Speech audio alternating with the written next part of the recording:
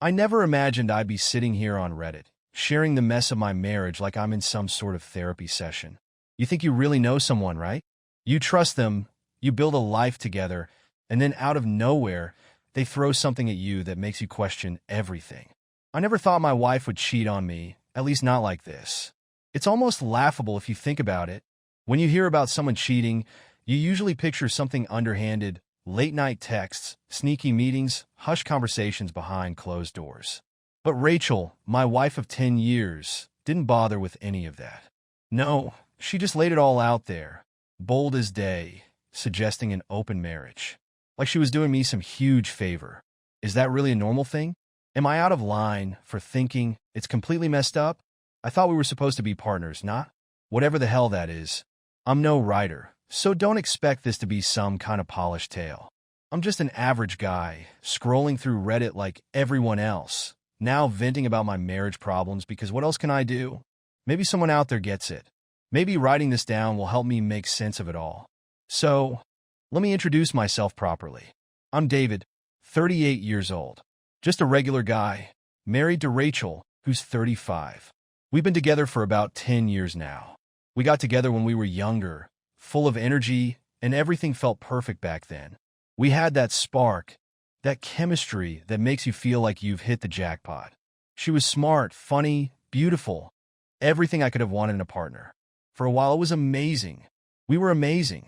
But 10 years is a long time in life. Well, life changes things. People change, and somewhere along the way, things between us cooled down. I won't lie, we got tired of each other. Not that we hated each other or anything, but after living with someone for that long, sharing a bed, a bathroom, bills, groceries, and who knows what else, you kind of lose that magic. It just becomes routine. And, yeah, the sex? That suffered too. At first, I didn't think too much about it. We were busy with work, life, and everything else. But months went by, and the silence in the bedroom became deafening. When we did try to reconnect, it felt forced, like we were checking off a list of marital duties. I won't lie. I had nights where I'd lie there, staring at the ceiling, wondering if this was just what our marriage had become. I figured maybe we needed help, you know? So I suggested Rachel see a psychologist. Maybe there was something she wasn't telling me. To my surprise, she agreed without much hesitation. I thought, okay, maybe we can work through this. But no, those therapy sessions didn't do a damn thing. If anything, they just made things feel more awkward between us. I don't even know if she was being honest in those sessions or just going through the motions, but whatever was happening in her head, it sure wasn't helping our relationship. Then everything took a nosedive after she started hanging out with Sophia again. Now, Sophia, don't get me started. I never liked her. She's one of those people who think she's got it all figured out because she's free-spirited or whatever. Every time she's around, I get this vibe that she's silently judging our relationship, like she knows better. She's divorced, by the way, which isn't surprising given the way she talks about marriage. To her, it's an outdated institution, something people only do because they're too scared to be alone. So when Rachel started spending more and more time with Sophia, I had a bad feeling. I just didn't expect it to go this far. One night, after Rachel had spent the whole damn day with Sophia, she came home, and I could tell something was off. She had this strange look on her face, nervous but trying to act confident. Then she sat me down on the couch, serious as hell, and hit me with it. She said, "David, I've been thinking about our marriage." And you know when someone starts a sentence like that, it's never going to end well. I could feel a knot in my stomach, but I tried to stay calm. I needed to hear her out. Then she said it. She suggested we open our marriage. At first I thought, is this some kind of sick joke? But no, she was serious. She said it like it was the most reasonable solution in the world, like she was offering us a lifeline. She told me it wasn't cheating because I'd know about it, because I know who she was with, where she was going, like somehow that made it okay. She threw around words like freedom and trust, acting like that was what it was all about. I just sat there, staring at her, trying to wrap my mind around what she was saying. My wife, the woman I'd spent the last decade with, was basically asking for permission to sleep with other people. How is that not cheating? How is that supposed to fix anything? I couldn't make sense of it. It felt like a betrayal, like she'd already made her decision and was just waiting for me to sign off on it. I asked her why. Why now? Why this? She went on about how Sophia had helped her see things differently, how we were stuck in a rut, and this was a way out. It's not betrayal if you know about it, she said. Like somehow that made it hurt less. Like being told your wife wants to sleep with other men is easier to handle if she's honest about it. The whole conversation just fell apart. I was too angry, too shocked to even think straight, and she was too convinced she was right. We didn't yell or scream, but the tension between us was thick enough to cut with a knife. Eventually, we both just got up and went to separate rooms, strangers in our own home. She's probably in the other room right now, texting Sophia, figuring out how to turn our marriage into an open-door policy. After that night, when Rachel dropped the whole open marriage bomb on me, everything shifted. There was no going back. Not that I expected things to just go back to normal, but I never imagined it would feel this strange. Rachel seemed to think it was all settled. Like, by not walking out that very night, I had somehow agreed to this ridiculous new arrangement. The next few weeks felt like a blur, full of tension, weird silences, and a growing sense of being trapped. She started going out more, and it wasn't just with Sophia anymore. No, she was going on actual dates with other men. Real dates with real guys. I still don't know what I was thinking, letting her do that. I guess I just froze in place. Part of me wanted to pack up and leave, to end it right there. But then another part of me was still in shock, confused, trying to figure out how everything went so sideways. She'd leave the house dressed up like she was going to some fancy event. I hadn't seen her put this much effort into her appearance in months, spraying perfume like it was her last bottle, then walking out the door without a second thought. Each time she left, I felt a little more disgusted. I wanted to scream at her, to scream at myself for not taking action, but I was too exhausted to move. Instead, I just stayed home, nursing a beer, letting my frustration stew while the idea of leaving lingered in the back of my mind, like a looming shadow. But for some reason, I hadn't acted on it yet. Maybe it was the history we shared, the years we'd spent together. Or maybe I was just too scared to make the first move, too afraid to face the reality of it all. Then one night, after another one of her outings, I reached my breaking point. I couldn't just sit there anymore. I needed to talk to someone who wouldn't just feed me the typical everything will be okay crap about relationships. So, I texted Ethan. We've been friends since college, and he's the one person I can count on for no-nonsense advice.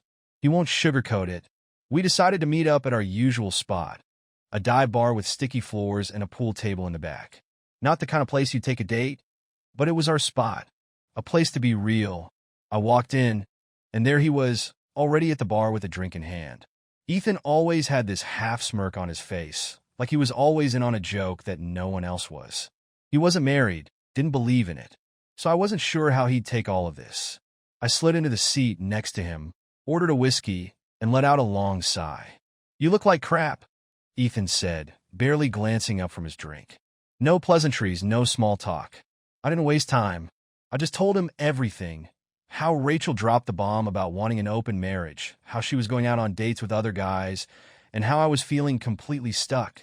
Ethan listened, nodding here and there, his smirk slowly fading as I went on. When I finished, he set his drink down, looked me dead in the eyes, and said, "Man, you need to get out of that marriage. She's walking all over you. Divorce her. Take what you can and get the hell out." I knew that's what he was going to say. It's what I wanted to hear, honestly. But then he paused, took another sip of his drink, and added, "But before you do that, why don't you make it a little interesting?" I raised an eyebrow, unsure what he meant. "What do you mean? You want to get back at her, right?" Ethan leaned in, lowering his voice. "Well, you can't just sit there like a chump while she's out having all the fun. Go out. Find someone. Bring her home tonight. Show Rachel what it feels like to be on the other side of things." I blinked, caught off guard by how casually he suggested it. "You mean bring a girl home? As revenge?" He shrugged, a smirk creeping back onto his face. "Why not? She's made it clear she doesn't give a damn about your marriage. If you want out, fine. But before you leave, let her feel what it's like. She's out there doing whatever she wants, and you're sitting at home stewing. Take control. Make her feel the sting of it." At first, I was skeptical. That feels wrong, like I'd be sinking to her level. Ethan chuckled, finishing his drink in one go. "Wrong? What's wrong is letting her walk all over you while she's out with other guys. Come on, David. You don't have to do anything crazy. Just go out, have some fun, and show her that you're not the only one who can play this game. I sat there, swirling my whiskey, the idea bouncing around in my head. It was completely insane, out of character for me. But the thought of getting even, of seeing the look on her face when I walked in with another woman, it was tempting, very tempting. Maybe Ethan had a point. Why should I sit at home, miserable, while she's out doing whatever she wants? If she wanted an open marriage, maybe it was time to show her exactly what that meant. I sighed and downed the rest of my drink. All right, let's do it. Ethan grinned widely. Now you're talking. We left the bar and headed downtown to one of the nightclubs we used to go to back in the day. It wasn't really my scene anymore, but tonight wasn't about fitting in, it was about making a point. Taking back some control. The place was packed, the music pounding, the lights flashing in every direction. It felt like stepping into a different world, far away from the suffocating misery of my marriage. Ethan led the charge, grabbing drinks and scanning the crowd like a hunter looking for his next prize. At first, I felt out of place, but after a couple of shots, I started loosening up. Why not? Rachel was out living her version of freedom. It was time I did the same. And then she walked in. She was the kind of woman you couldn't ignore. In a club filled with people, noise, and flashing lights, she stood out. Tall, dark hair cascading over her shoulders, wearing a dress that clung to her in all the right places. I watched her for a few moments, trying to figure out how to make my move, but after a few more drinks, I didn't need a reason anymore. I just walked over. I pushed through the crowd, my feet heavy, but my confidence growing with every step. I leaned in and said something, probably a lame pickup line I don't even remember now, but it didn't matter. She smiled. That was all I needed. It was like an invitation, and before long, we were moving to the beat, our bodies swaying, the crowd around us blurring into nothing. At first, it was simple, just two people having fun, enjoying the night. But the more we drank, the more we gravitated toward each other. Her hands found their way to my chest, and mine wrapped around her waist. Before I knew it, it felt like we were the only ones in the club. The music, the lights, the people, they all disappeared. All that mattered was her. Everything else was just noise. We kissed, and I felt a rush. It was messy, desperate, but alive. I hadn't felt this way in months. The heat between us intensified as she pulled me closer, and suddenly I didn't care about anything but her. The rest of the world didn't exist. One thing led to another, and soon we were pulling away from the dance floor, weaving through the crowd toward the back of the club. I could barely keep my thoughts straight as we stumbled into the men's room, laughing like we were teenagers sneaking around. As soon as the door slammed behind us, she pushed me against the wall and kissed me hard. And then we didn't waste any time. We were in a club bathroom. Not exactly the setting for romance, but at that moment, nothing mattered. I was completely consumed by the heat of the moment, by her. We didn't care about anything except the need to be close. Right there in the most inconvenient place possible, we just let go. When it was over, we took a minute to catch our breath, the reality of what we'd just done slowly creeping in. She smirked at me in the mirror, fixing her hair, looking satisfied.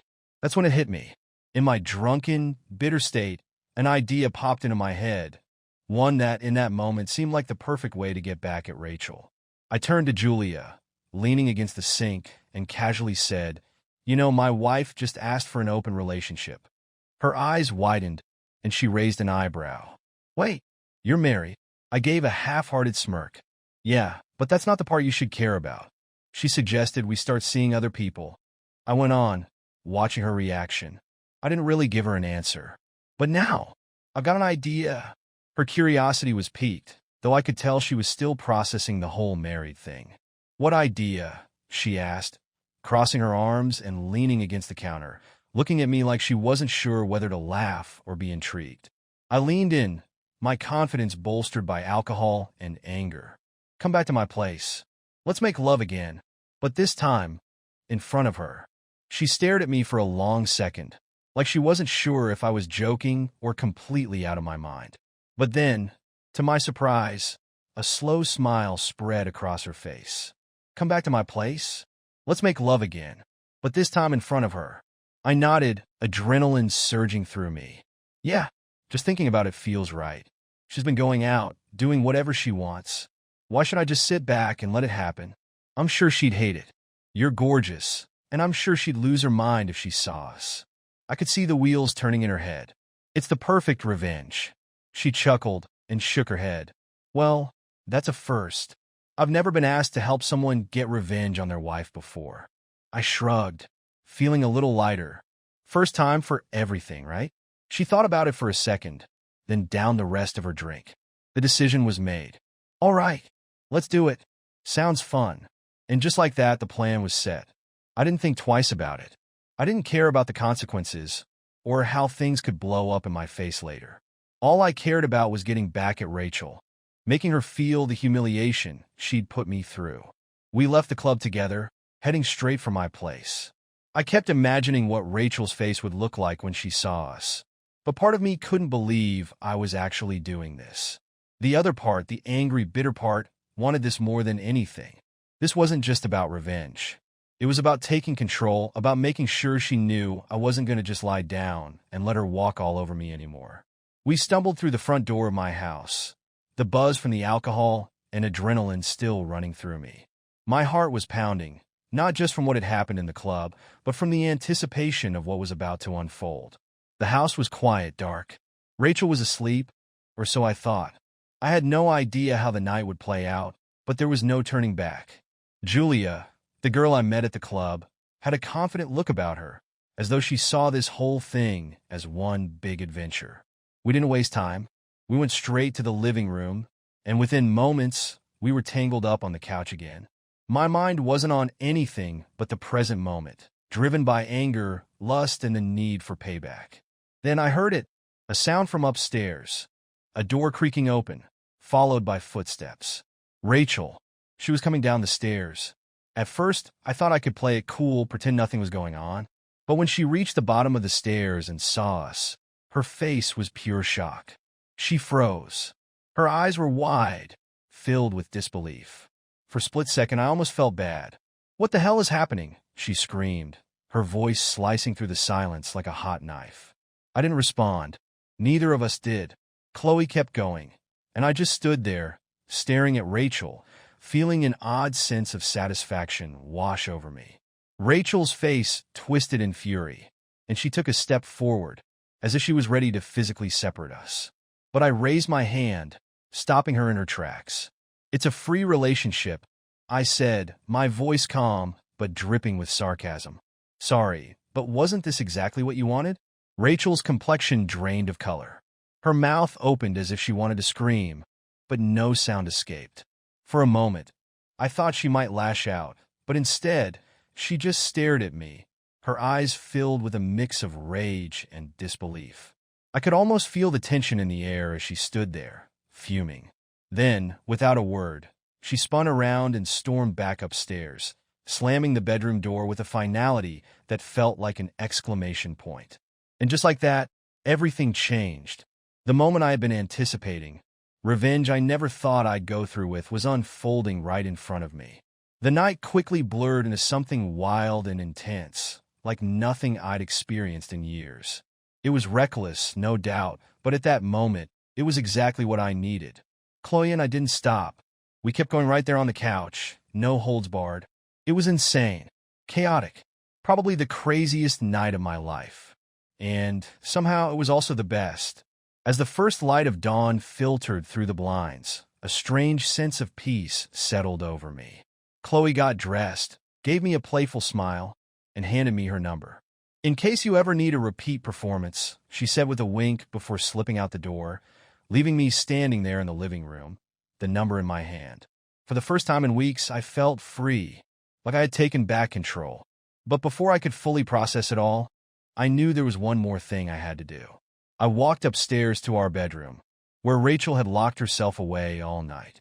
I opened the door to find her sitting on the bed, her eyes red from crying, her face a mask of anger and humiliation. She didn't even look at me as I entered. I stood there for a moment, taking in the sight of the woman I'd spent the last decade with. the woman I thought I'd grow old with. But now, looking at her, all I saw was someone I didn't recognize anymore. "I'm filing for divorce," I said, my voice steady cold. Rachel didn't flinch. "No pleading, no argument." She just nodded, her lips pressing into a thin line. "Good," she whispered, barely audible. "I'm happy to agree to that." There was nothing left to say. No more fight. I turned and left the room without another glance, feeling a weight lifting from my shoulders. 10 years of my life, over. And oddly, I was relieved to walk away from it all. The next morning, after the storm had passed, I sat at the kitchen table, nursing a hangover and trying to process everything that had unfolded. The divorce, the wild revenge, the fact that in just a few hours, I'd completely blown up my life. But despite everything, one thing kept circling in my mind: Julia. She had left her number, and I couldn't stop thinking about it. About her. After staring at my phone for what felt like forever, I finally dialed her number. Maybe I needed some kind of normalcy after everything that had gone down. Maybe I just needed to see her again. Talk without the craziness of the previous night hanging over us. "Hey, it's David," I said, my voice awkward after the chaos of last night. There was a brief pause, and I could almost hear the smirk in her voice when she responded. "Yeah, I remember," she said, sounding amused but with a hint of hesitation. "What's up? I was wondering if you wanted to grab coffee or something," I said, running my hand through my hair. Actually talk. Without everything else?" She chuckled softly. "Coffee? After last night? That's a bit of a change of pace." "Yeah," I muttered, the embarrassment creeping in. "Last night was something else. Thought we could try talking like normal people for a change." There was a brief silence before she answered. "Okay, coffee sounds good." We met up at a small cafe not far from my place. Somewhere neutral.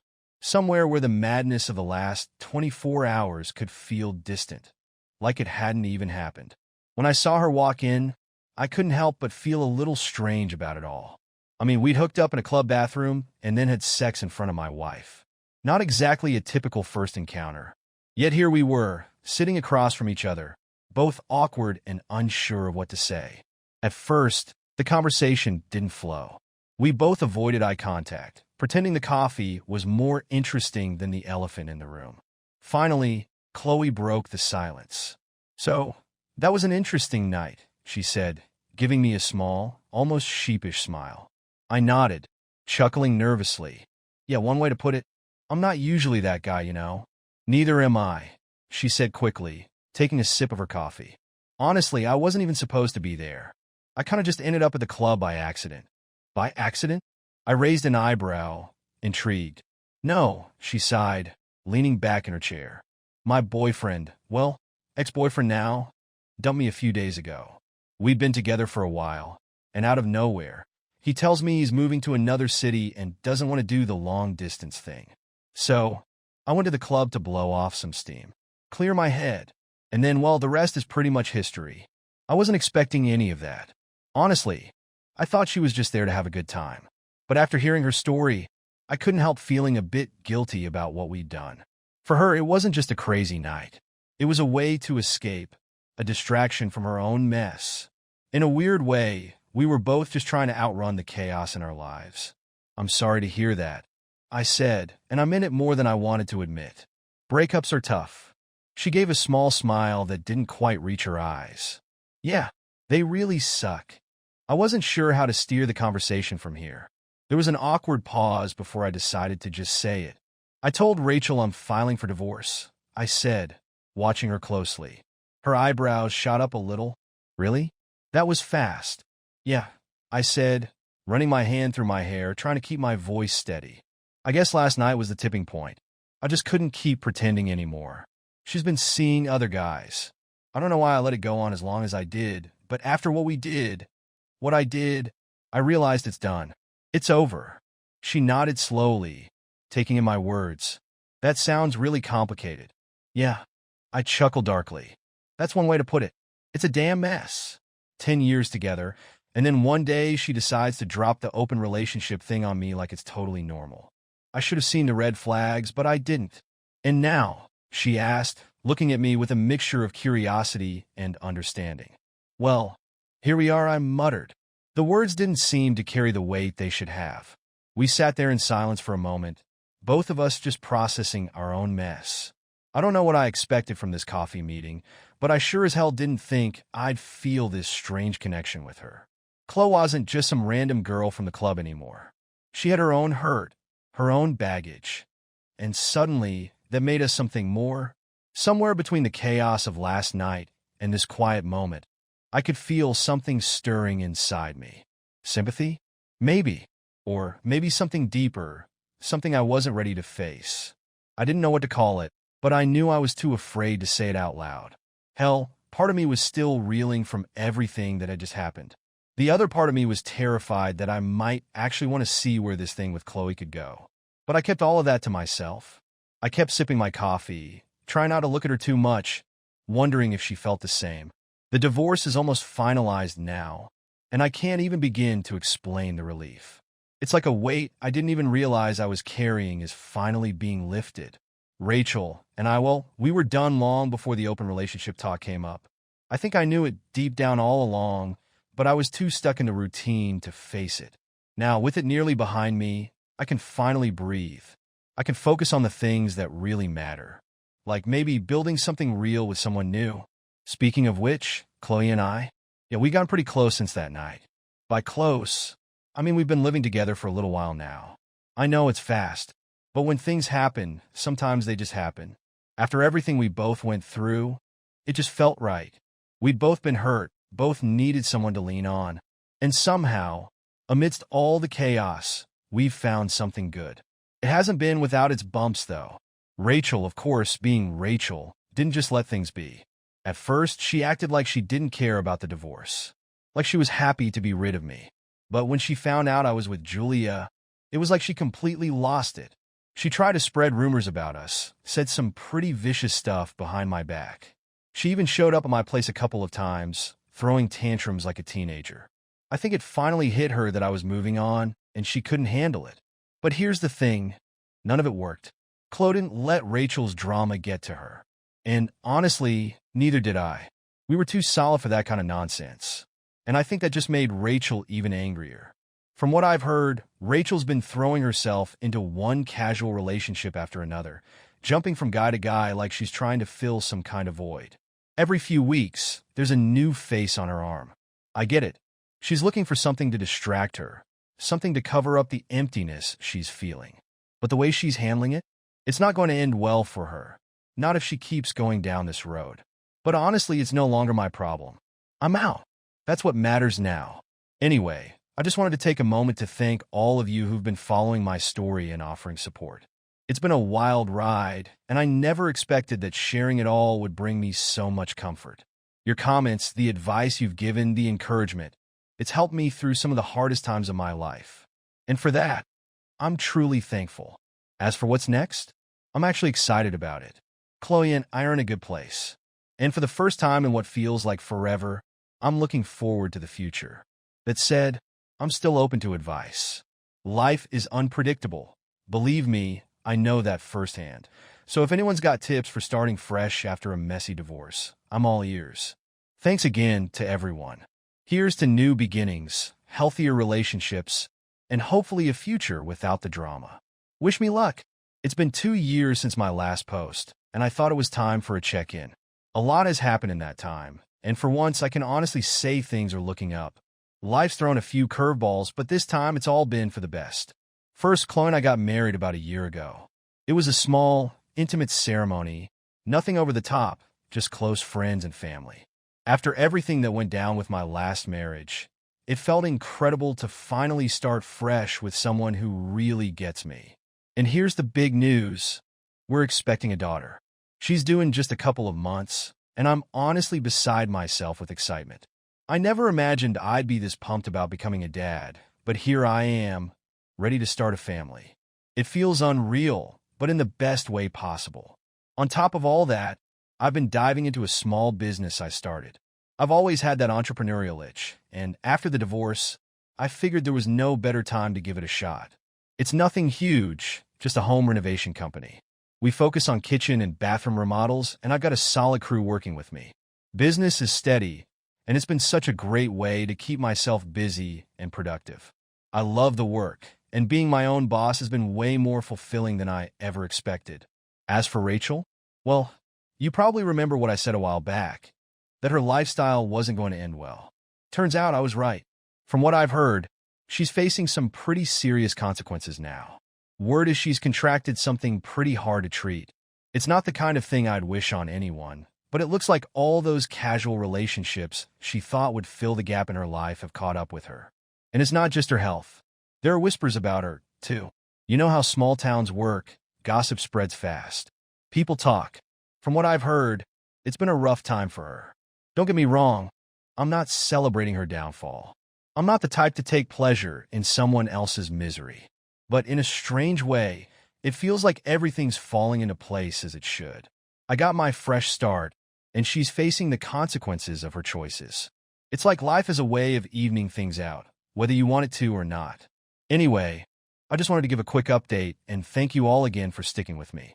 Your support has meant more than you'll ever know, and I truly appreciate everyone who's taken the time to listen, offer advice, or simply check in. Here's to whatever the future holds. Take care, and thanks again for the attention.